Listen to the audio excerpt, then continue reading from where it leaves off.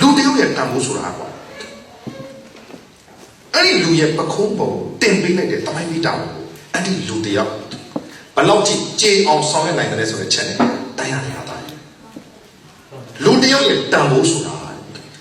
ခစ်ကြီးကတင်ပေးလိုက်တဲ့ပခုံးပေါ်တင်ပေးလိုက်တဲ့တမိုင်းမိတာပဲအဲ့ဒီတမိုင်းမိတာကိုအဲ့ဒီလူတယောက်ဘလောက်ကြည့်ကြေအောင်ဆောင်ရနိုင်တယ်ဆိုတဲ့ချက်နဲ့တိုင်းရတယ်ဟာတိုင်းဘမောတယောက်ရဲ့လူတယောက်ရဲ့တန်ဖိုးဒီစိတ်နဲ့ကျွန်တော်တို့ဒီလိုလုပ်ပြီးလောက်ချခိုင်းကြပြောကြဆိုကြနိုင်ငံရေးအခြေအနေကမကောင်းတဲ့ခါကျတော့ဒီနိုင်ငံရေးကိုပဲဥတည်ပြီးတော့ကျွန်တော်တို့ပြောကြဆိုကြရကြီးကြတားကြရအဲ့တော့စောစောပြောတယ်ဝေဖန်မှုစာပေဟောပြောပွဲတွေကတချို့ပြည်သက်ရရှိစားချောင်းပေချောင်းကြားကြတယ်ကြပြားချောင်းကြားကြတယ်ဝတ္ထုချောင်းကြားကြတယ်ညီမင်းညိုဆိုတဲ့ဆိုင်ဆိုင်ကြပြားတွေရေးတယ်ကျွန်တော်ကြပြားစာအုပ်နှုံးထုတ်ပြီးပါပြီဝတ္ထုတို့ပေါင်းချုပ်နှုံးထုတ်ပြီးပါပြီကျန်တဲ့စာအုပ်တွေလည်းရှိတယ်ပေါ့ကြပြားတွေလည်းရေးတယ်ဝတ္ထုတွေလည်းရေးတယ်အစီတွေလည်းရေးတယ်တိုင်းမှာစာပေဟောပြောမှာကြပြားလည်းမကြားဘူးဝတ္ထုလည်းမကြားဘူးဒီနိုင်ငံရေးအကြောင်းတွေပဲကြားရတယ်လို့ပြောတဲ့ဝေဖန်တဲ့လူရှိတယ်ကျွန်တော်တို့ကလက်ခံပါတယ်အဲ့တော့ကျွန်တော်တတိယကျွန်တော်ပေါ်လေးတော့ပြောပြတယ်ပီတာရဲ့တာမကြီးပုံမြင်ပါပဲလို့ပီတာရဲ့တာမကြီးပုံမြင်ဆိုတာဘာလဲဆိုတော့ပီတာဆိုတဲ့ကလေးလေးတယောက်အမြဲတမ်းလဲဝဲတဲ့ကလေးလေးချစ်ဆက်အောင်တဲ့ကလေးလေးဆရာမသူ့ကိုဆိုင်ဆောင်ရေးခိုင်းပီတာမနေ့ကကြားရင်ခွေးအကြောင်းဆိုင်ဆောင်ရေးကပါဟုတ်ကဲ့ဆရာမပီတာချစ်ဆက်အောင်တယ်ဟုတ်ကဲ့ဆရာမဒါပေမဲ့ပီတာပိုင်နိုင်တာကသူကတန်းနေတဲ့အကြောင်းသူကတပုတ်ပဲကြက်ထားပီတာတန်းနေတဲ့အကြောင်းမကြက်ထားဘူးဒါပေမဲ့သူဆရာမခိုင်းလိုက်သူကမငြင်းဘူးဟုတ်ကဲ့ဆရာမနောက်တစ်ချိန်တော့ရှိတယ်ဆရာမပြဆရာမပတ်ကြည့်ခွေးအကြောင်းခွေးဒီခြေလေးကြောင်းရှိခွေးဒီခြေလေးကြောင်းရှိခွေးနိုင်အမွှေးများထူတဲ့ဆိုတာပေါက်လေရှိတယ်အမွှေးများထူတဲ့ဆိုတာပေါက်လေရင်တန်းများပြောင်းပြီးမှအမှန်ပဲဖြစ်ပါသည်တန်းဆိုပြီးမှတန်းကြောင်ဆိုင်ဆရာမဖတ်ကြည့်ပီတာနေလူလည်းမကြနဲ့နင့်ကခွေးကြောင်ရေးခိုင်းတာဒီဘာလဲနေတော့တန်းကြောင်ရေးခိုင်းတာမဟုတ်ဟုတ်ကဲ့ပါဆရာနေလူလည်းကြတယ်နောက်နေ့ကြောင်ရေးခဲ့ဟုတ်ကဲ့ပါဆရာနောက်နေ့ရေးတယ်ပီတာကြောင်ပြီးခြေလေးကြောင်ရှိကြောင်လိုက်အမွှေးများထူတဲ့ဆိုတာပေါက်ရှိအမွှေးများထူတဲ့ဆိုတာပေါက်နေတန်းများပြုံပြီးမှအမှန်ပဲဖြစ်ပါသည်တန်းဆိုပြီးမှတန်းကြောင်ပဲရေးတယ်ဆရာမမဟုတ်တော့ပီတာနေမဟုတ်တော့ဒါတော့မှအမွှေးတွေထူကျင်လိုက်ပါလက်အကြောင်းရေးကတော့လက်အမွှေးပါလိုက်ဟုတ်ကဲ့ပါဆရာပီတာမငြင်းဘူးနောက်နေ့သူရေးတယ်လက်အကြောင်းလက်ဒီခြေလေးကြောင်ရှိလက်နိုင်အမွှေးများမရှိသို့တော့လက်နိုင်အမွှေးများရှိနေတန်းများပြောပြီးမှအမှန်ပဲဖြစ်ပါတန်းဆိုပြီးမှပီတာတော့တန်းကြောင်ပဲရေးတယ်ကျွန်တော်တို့စာပေပြောမှာပြောတယ်စာရေးဆရာမင်းတို့ကနိုင်ငံရေးအကြောင်းတွေရှိတယ်ကျွန်တော်တို့ပီတာဝင်စားလို့စာရေးဆရာဖြစ်တဲ့လူတွေတော့မသိပါဘူးကြောက်တန်းနေကြောင်းတိုင်းပြည်ရဲ့အပေါ်မှာမိခိုးတွက်ကပ်ပြီးတော့ parasite လုပ်ပြီးတော့တိုင်းပြည်ကိုကိုယ်သွေးဆုံးနေတယ်တိုင်းပြည်ရဲ့အခြေအနေကိုယိုယွင်းအောင်လုပ်နေတယ်တန်းနေအကြောင်းကိုကျွန်တော်တို့ပြောနေရပါတယ်ဒါပေမဲ့ကျွန်တော်တို့ပြောချင်တာကျွန်တော်တို့ရေးဖွဲ့ချင်တာဟာတန်းနေအကြောင်းတော့မဟုတ်ပါဘူးတန်းနေအကြောင်းထက်မကပါ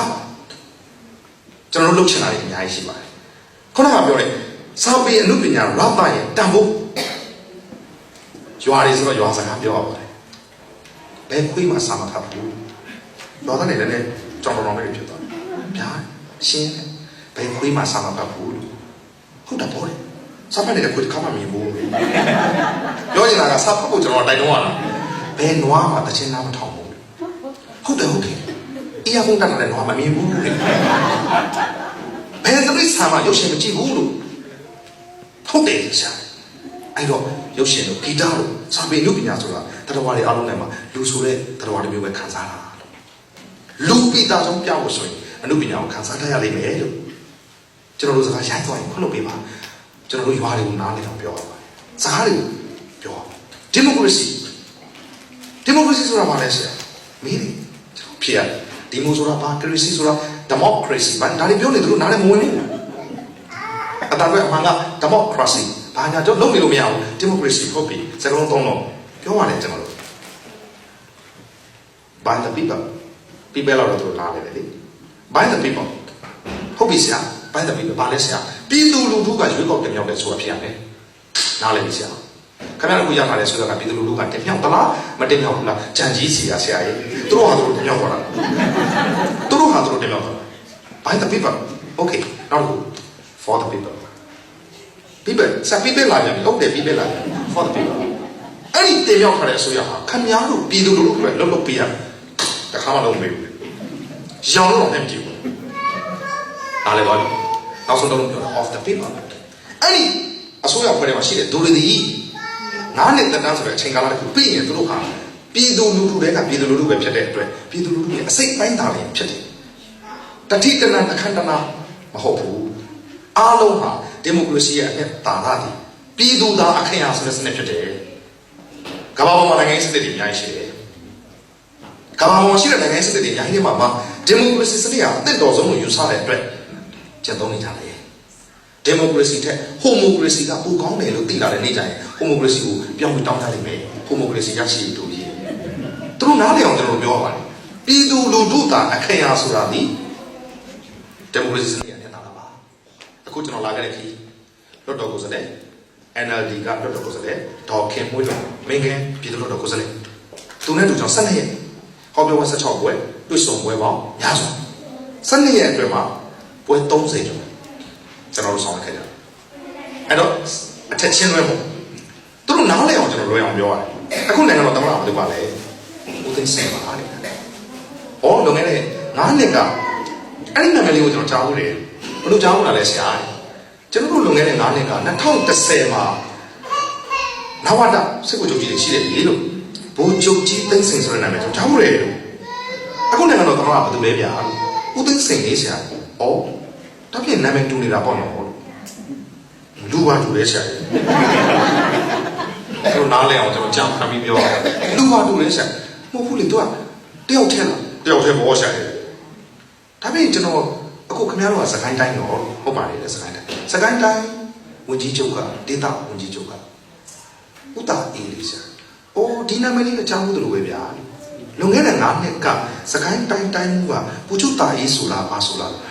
သူ့ပဲဆရာဒါဆိုရင်ခင်ဗျားတို့ဒီနှစ်ခါလာတစ်ခုတည်းမှာအပြောင်းလဲကျွန်တော်တို့ဒီလိုပြောအောင်အစိုးရနဲ့ပတ်သက်လို့နီလန်းမျိုးစုံတုံးပြီးတော့ကျွန်တော်တို့ပြောနေပါတယ်သို့တော့အဲ့ဒီကိုပြောနေတဲ့အချိန်မှာကျွန်တော်တို့ကဘာပါတီဝင်မှမဟုတ်တဲ့အကြောင်း